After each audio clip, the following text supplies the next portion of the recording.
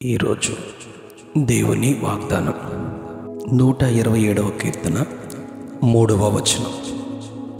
కుమారులు యెహోవా అనుగ్రహించు స్వాస్యం, గర్భఫలము ఆయన ఇచ్చు బహుమానమే. 127వ 128వ కీర్తనలు జ్ఞాని అయిన సొలొమోను రచించినవి.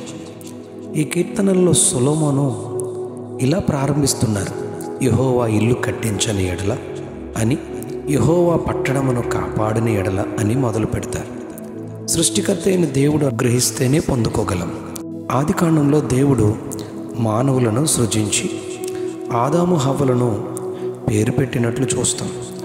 మొదటి అధ్యాయం 28వ వచనంలో దేవుడు వారిని ఆశీర్వదించను. ఎలాగా?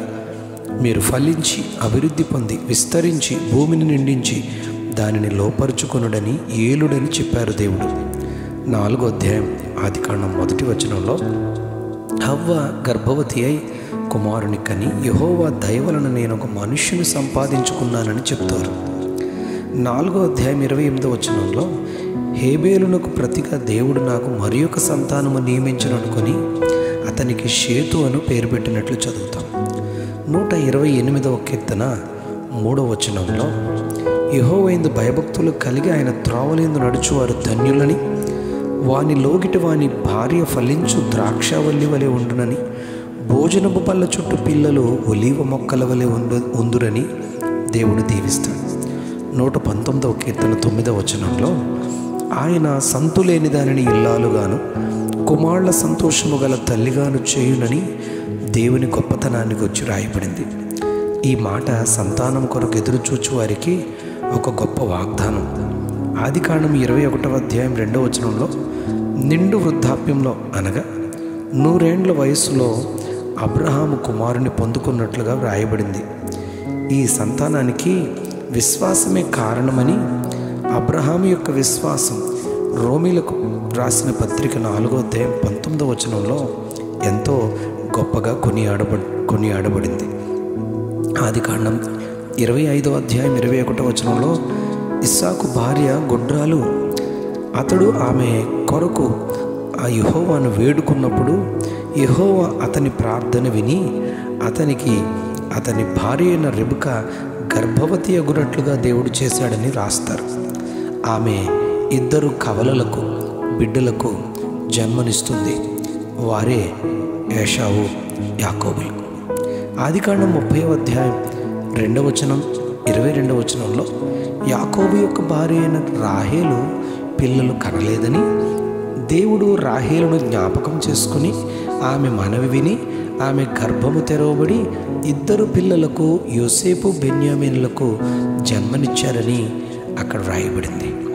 న్యాయాధిపతుల గ్రంథం 13వ అధ్యాయం 2వ వచనం మరియు 24వ వచనాల్లో గుడ్రాలైన మానోహ భార్య దేవుడు తన దూతను పంపి కుమారునిస్తున్నట్లుగా దేవుని కొరకు గొప్ప కార్యములు చేయు అభిషేకము గలవాడుగా ఉంటారని సంసోను కొరకు ముందుగానే తల్లిదండ్రులకు దేవుడు తెలియచేసి అనుగ్రహించి ఆయన గొప్పతనాన్ని అలాగే అందరికీ సుపరిచయమైన హన్న.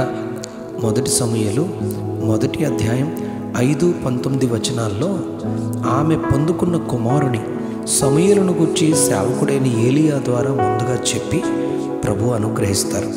హన్న తన కుమారునికి పాలు మాన్పించిన తరువాత సమూయేలును బాలుడుగా ఉన్నప్పుడే దేవుని మందిరంలో షిలోహులో విడిచిపెట్టి వెళ్ళినట్లు మనం చదువుతాం.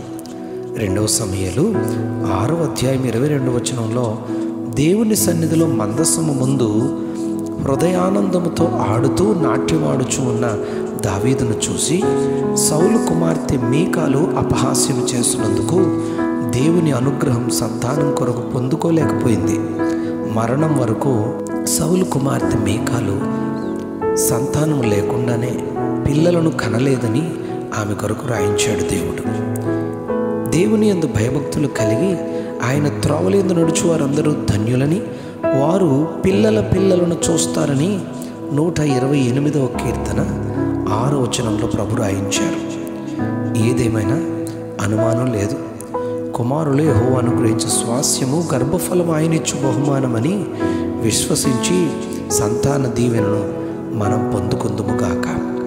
ఈ వాక్యం వింటున్న సంతానము కొరకు ఎదురు చూస్తూ ఉండగా ఎవరైనా విశ్వాసంతో ప్రార్థించి విశ్వాసంతో ప్రభు మీద ఆధారపడి దేవుని వాగ్దానం ద్వారా బిడ్డలను పొందుకోవాలని నేను ఆశపడుతూ ఉన్నాను.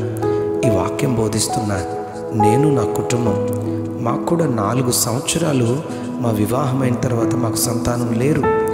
4 ఏండ్ల తర్వాత ప్రభు సన్నిధిలో ప్రార్థించగా ప్రభు మమ్మల్ని జ్ఞాపకం చేసుకొని చక్కని కుమార్తెకు కుమారునికి జన్మనివ్వడానికి ప్రభు మాకు ఆయన కృపను అనుగ్రహించారు.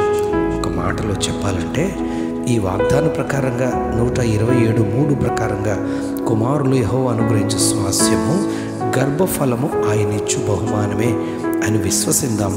దేవుని సన్నిధిలో మేము పొందుకున్నట్లుగా ఇప్పుడు చెప్పబడిన భక్తులు ప్రభు సన్నిధిలో గ్రంథములో పొందుకున్న భక్తుల వలె దేవుని పైన విశ్వాసం ఉంచి నమ్మి ఆయన యందు భయభక్తులు కలిగిన వారుగా జీవిస్తూ సంతాన ఆశీర్వాదాన్ని పొందుకుని ప్రభువుని మహిమపరచుదుము గాక. Amen, amen.